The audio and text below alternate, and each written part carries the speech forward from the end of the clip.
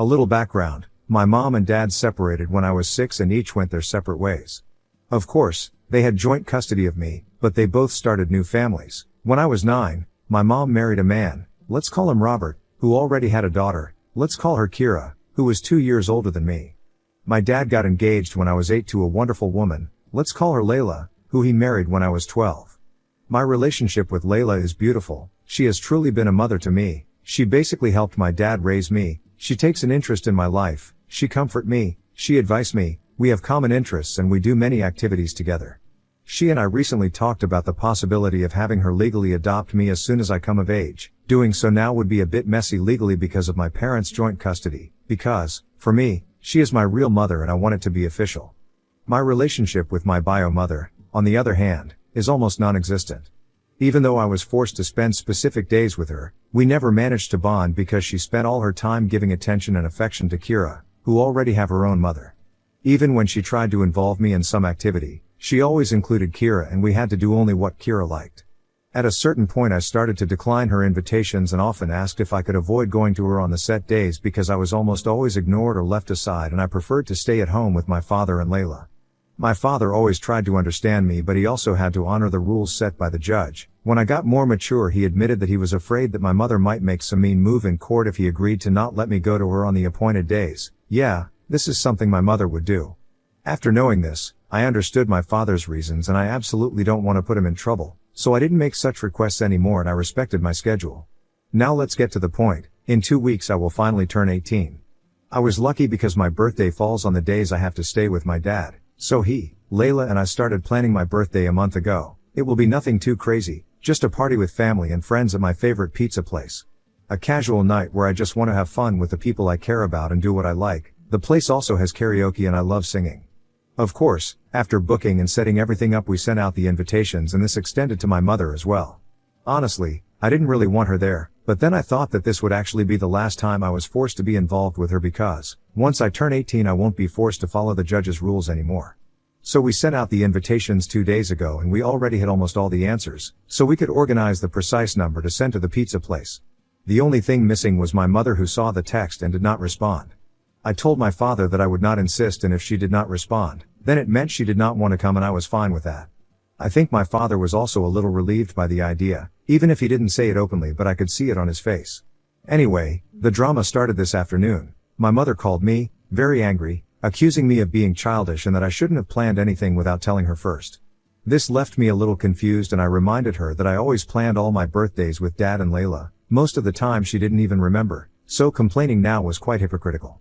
This made her even angrier and started attacking me because Kira had been crying ever since I sent the invitation to my mother because she had already planned a whole birthday party for me. And I was really speechless because the relationship between me and Kira is zero. She is the classic spoiled brat who always wants to be the center of attention and my mother has always supported this behavior of hers, making it worse, and clearly she and I have never gotten along. I just didn't understand why the hell Kira wanted to organize a birthday party for me. It didn't make sense. I asked her why she did it and especially why she did it without telling me. I mean, she didn't really think I wouldn't make any plans for my 18th birthday, right? It was ridiculous. My mother said it was supposed to be a surprise, and since I didn't tell her about my plans, she thought I didn't want to do anything for my birthday. And I mean, she could have asked? No? No. But here comes the worst part and, I admit, the one that made me lose my cool. My mother started listing all the things Kira had prepared for my party, maybe to rub in my face what I would have missed, and they were all Kira's favorite activities. Things that I didn't like. She had booked a fish restaurant for lunch and I don't eat fish. Not because of some whim but because it make me feel sick. Just smelling fish makes me feel nauseous. I'm not allergic, I had it checked, my body simply rejects it. She also booked an afternoon activity at a ranch near the city where my mother now live where you can ride horses and, well, I don't like it. I have nothing against horses in particular, but the idea of riding one or getting really close to an animal that big scares me. Then she thought about going back to my mom's house for a backyard barbecue for dinner and I just don't want to do that because I don't want to spend more time with my mom than I have to. My mother also said they had already sent out invitations to everyone and at that point I was really speechless but I had to ask her who she had sent them to because my friends, my dad and his family hadn't received anything. It turns out that at the party was mostly invited to Robert's family, my mom's family and Kira's friends. I mean, it was basically a party organized by Kira for herself but under the pretext that it was for my birthday. So, I didn't hold back anymore. I laughed in my mother's face and hung up the phone. It was all too ridiculous to be true, come on. My dad came to me a little while ago, saying that my mom called him mad because I laughed in her face when she told me about the party they had organized for me, and he was very upset about it. He was starting to say that, despite all the feelings I had for my mom, they were trying to do a nicer thing for once, but I stopped him right away and explained in details how the party had been organized, a detail that my mom apparently left out with him. His expression changed quickly. He just said, "I'm going to make a phone call," and I've been hearing him yelling at my mother for at least 20 minutes by now. Layla came to me after learning about the situation and said that as much as she could relate to me, I was a little rude to laugh in my mother's face and hang up without explaining. For her, I should have spoken out like an adult despite my feelings and sort things out in a civil and mature way. She wasn't angry, just a bit disappointed about how I acted. As soon as she left, I thought about my actions and maybe I was a little hasty, but I don't think talking to my mom about it would have helped, honestly. But maybe I could have handled it better? I'm starting to think I was a bit of an asshole in that moment. Update, November 29, 2024. Okay, I didn't think my post would get all this attention, Velp. But thank you all for the good wishes and words of comfort. I read all your comments and decided to follow some advice. First of all, I talked to Layla about my reaction to my mother. Layla raised me on the importance of communication and always pushing me to talk about my problems so I could solve them. So I see where her comment about my behavior came from and I understand it. But I also gave her my point of view, telling her that the situation my mother was explaining was too absurd and laughing is the only natural instinct that came to me. While my mother was talking, at some point I thought, is it a joke? Or some sort of bad prank? Is she making this all up? Because her bullshits was absolutely ridiculous. Layla said she understood me, and as many of you have told me, she just wanted me to understand that there will be situations in my life where I can't just laugh and hang up the phone, and she was just worried about my reaction. Anyway, we managed to clear the matter between us and I'm happy.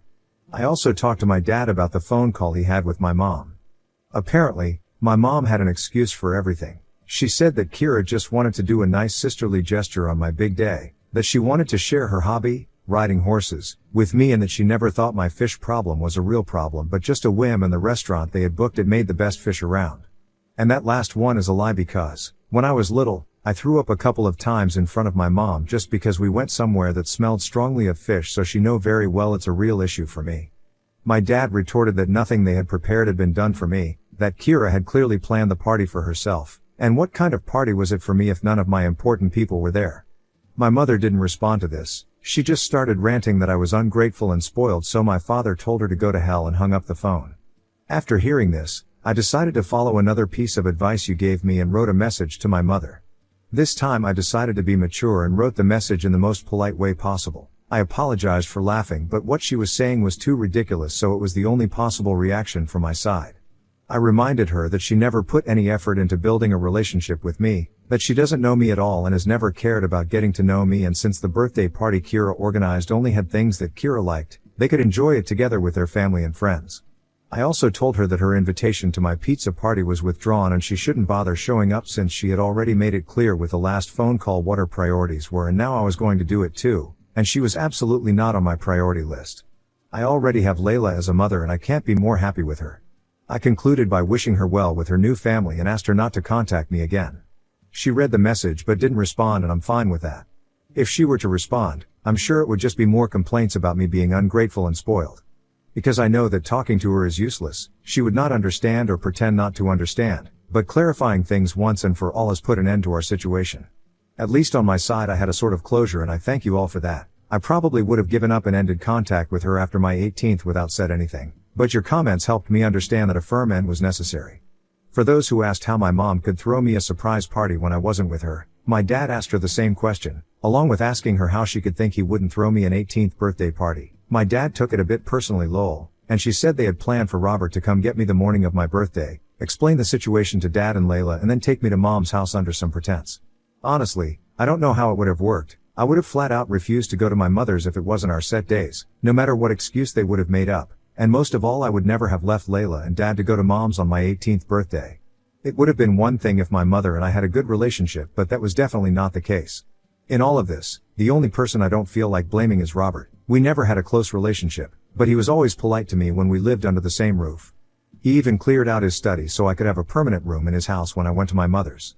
We didn't develop any stepdaughter-stepfather bond, But he always tried to be kind to me, so I don't blame him for any of this. It's likely that he really thinks the party is for me. We don't know each other well enough for him to know my tastes unless my mother told him, which I highly doubt she did. Luckily, I didn't leave anything of mine at my mother's house either. All my things are here at my father's house permanently. Usually, I would pack my suitcase when I went to my mother's with the things I needed for those days and then bring them back when I went back to my father's. I never felt safe leaving anything to her because Robert's family and Kira's friends came over often and I didn't want to leave anything of mine out in the open to strangers. Well, that's it for now. I hope my mom respects my wish to go no contact and doesn't bother me anymore after that. I'd also like to bring up the adoption conversation with Layla after the holidays. She seemed really happy when we first talked about it. Thanks again everyone for your kind words and advice. Your insights have helped me better manage the situation. I can understand that I'm still a little immature, but I feel that this experience has helped me grow a little more and see the issue from other points of view. All the best for you, guys. Comments where Op has replied. Commenter 1. Op, I would send a polite message to Robert as a courtesy to thank him for his kindness and consideration over the years. Then wish him best of luck, implying a permanent goodbye. Oop, I thought about it, but I don't have his number. We never felt the need to stay in touch as our interactions were mostly casual chit-chat and good morning/evening/goodbye. I don't have Kira's number either, so I think Robert and I already said goodbye for good the last time I left my mother's house. Commenter 2. Do you have any sort of relationship with your birth giver's family, and if so, what did they think about your birth giver's treatment of you? I think you handled this situation perfectly, far more maturely than your egg donor. Oop, I don't really have much contact with my mother's family. They are just 3 people, my grandmother, my aunt, and my uncle. My uncle lives a few hours away from here with his family and I've seen him very few times during the holidays I spent with my mother, and our interactions were very brief and distant. With my aunt and my grandmother I only have a cordial relationship. We exchange holiday greetings by text. A few times they've sent me gifts for my birthday, always money loaded onto my father's card, but that's it. Even the few times I've met them we had casual conversations about how each other's lives were going, but nothing more. In fact, I haven't invited any of them to my 18th and they haven't texted me anything since the drama with my mother happened, so I think they just don't care that much. Commenter 3, you handled this situation with maturity and clarity, setting firm boundaries. Layla seems like an amazing support in your life, wishing you the best moving forward. Next story, Dad said he won't come to my wedding unless I invite his wife who's been mean to me for 20 years, so I told him fine and had the perfect wedding without him. For some backstory, I, F24, have a rough relationship with my dad's, M43, wife, Ellie, F41.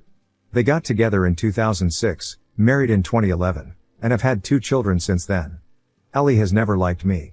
I was introduced to her when I was 7 and things were instantly sour.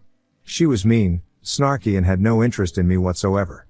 Now, as an adult, I can tolerate her behavior, which has gotten significantly worse as I've grown up and began to talk back. The issue lies with the fact that my dad has always allowed it. I'm a grown woman and can handle myself now, as I've been doing for years, but when I was a child, he had nothing to say about her borderline abusive behavior and will find ways to change the subject/excuse it whenever it's brought up. This has significantly damaged our relationship, and we're low contact as of now. So, I'm getting married in November this year to James, M25. We've been together for 11 years. Ellie is insistent that she will be there. She will not.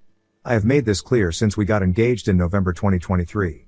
My dad is invited, but I made it plainly clear last year that she wasn't welcome as a result of her behavior, attitude, and treatment of the both of us. It's worth mentioning here that James also doesn't want E present as she is discriminatory. James is trans, FTM, and Ellie will dead name him, make comments about it all, and is overall hateful. He is also defensive of me given that he has been with me for the majority of Ellie's treatment. So, my dad met with me last week and told me that if Ellie wasn't present at my wedding, he wouldn't be either. I honestly expected something like this to happen, so I said that it was fine. He was confused and asked me to elaborate, so I explained that he didn't have to attend, but it meant that I would never speak to him again, that I had dealt with him choosing Ellie over me for almost 20 years and that my wedding, of his first and only daughter, being a subject of debate was the final straw. He said nothing for a moment afterwards and then got up and left. Ellie has been blowing up my phone with explicit texts, but it's been radio silence from my dad since our chat. As I said, I've dealt with Ellie's treatment, and by extension, my dad's silence for almost 2 decades. My wedding feels like a good place to finally end this all, to start over. I don't see a way to fix this, or our relationship, as long as he's with Ellie. Ida for telling my dad I don't care if he's present at my wedding? Edit, just to say thank you so much for the responses. I didn't expect this at all. All of the advice, guidance, and kind words are amazing. I'm struggling to respond to everybody, but just know I'm reading every comment. Also, thank you for all the well wishes for the wedding. Thank you, truly. Comments where Op has replied, commenter, NTA there's been no effort of apology or reconciliation. It's strange that Ellie would even want to be at the wedding anyway. Oop, she can't handle that my dad will be somewhere she isn't. It's a habit of hers, to take him away from my special events. To another commenter, she doesn't truly want to be there, she just doesn't like that I told her no, and that my dad had an invitation so he would be where she wasn't. She has a habit of breaking boundaries and finding ways to get under my skin, so her being at my wedding after I objected would have been another I had my way and you had to suck it up moment for her. That's why I'm finally putting my foot down, no matter what it takes, amidst other reasons. Commenter, what do both Ellie and your dad have to say in regards to the reasons for you choosing not to invite Ellie because of her abusive treatment towards you? Oop, Ellie is making a song and a dance of it. She knows she's vile towards me but will deny it to people we don't know and claim we have a strained relationship. She's told me I'm attempting to divide her and my dad by saying one can attend but the other can't and giving my dad ultimatums to hurt him. My dad has never been able to acknowledge her treatment and will find ways to change the subject/excuse it, so he's claiming that by denying Ellie a place at my wedding, I'm starting unnecessary drama and causing a scene. I've reiterated that I don't want her there because of, see above, but he's saying that I'm only doing this to get back at him. Commenter, so has your dad ever directly acknowledged anything you've pointed out about her behavior towards you? When you confront Ellie directly, does she acknowledge what you have to say about her behavior? If they try to smear you online, I say put them on blast and publicly list what she's done. Maybe threaten them with that if they continue. Oop, to a degree. I have said the words she treats me like shit to him and he has said you're blowing it out of proportion. My take is that he knows exactly what she says and does. He's been present for most of her behavior, but he dumbs it down out loud for her sake, to defend her, if that makes sense. He's a coward, I established that long ago. Update, November 12, 2024. Firstly, thank you all so very much. The overwhelming amount of advice, support, feedback and kind words meant more than you could ever know. So, my wedding was just over a week ago, and it was absolutely perfect. It was me and James surrounded by the people we love and the ones who love us most. Neither my dad or Ellie were there. Following our last talk where I told him I didn't care if he was present, it was complete silence from him for just over a month. I took my dad's silence as his mind made up, and I actually felt at ease with it, which was another huge wake-up call. He finally messaged me in October and asked to talk over the phone. I told James and he said to do it and use the opportunity to make my final choice on the matter, and set it in stone. So we spoke. He asked that I allow Ellie at the wedding. I said no. He said that he wouldn't come if she wasn't there. I said I didn't care. We went back and forth for a little bit, mostly just repeating ourselves, until he basically said, is this really the hill you want to die on? I said yes, told him that he had a week to give me a simple yes or no as to whether he would be there, and hung up. He messaged me a couple of days later with a long paragraph about how I was giving him ultimatums, making him choose, holding on to the past, petty and disrespectful, etc. and something snapped. I said that he had more than enough chances to attempt to make things right but that I was done, and blocked him.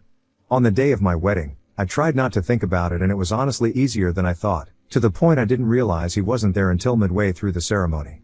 I was hearing from mutual friends and family that my dad has been pretty silent on the whole thing. Other members of my family/close friends were present at the wedding and asked why my dad wasn't there, and I just told them it was a story for another day, not something I wanted to get into on my wedding. Honestly, this entire situation is just draining. I've known for a long time that it would end in flames at some point or another, and I'm not entirely sure why I held out that little bit of hope for so long. I genuinely feel at peace for the first time in years, and relieved that I no longer have to deal with him or Ellie. I'm in bed with my now husband writing this post, and feeling better than ever. I've realized I gave him too much of my time and patience when he didn't deserve it. This toxic chapter of my life is done. I'm more in love with my childhood sweetheart than I thought was possible and can't stop grinning at the fact I get to call him my husband. Again, thank you so very much for the responses. You're all a lot wiser than I am. Have a great day, everyone. Additional info, Oop clarifies, her half-siblings, they're both young, under 10. I was out of the house as much as I could as they were growing up and left as soon as I turned 18, so I can't imagine they have much recollection of me being about.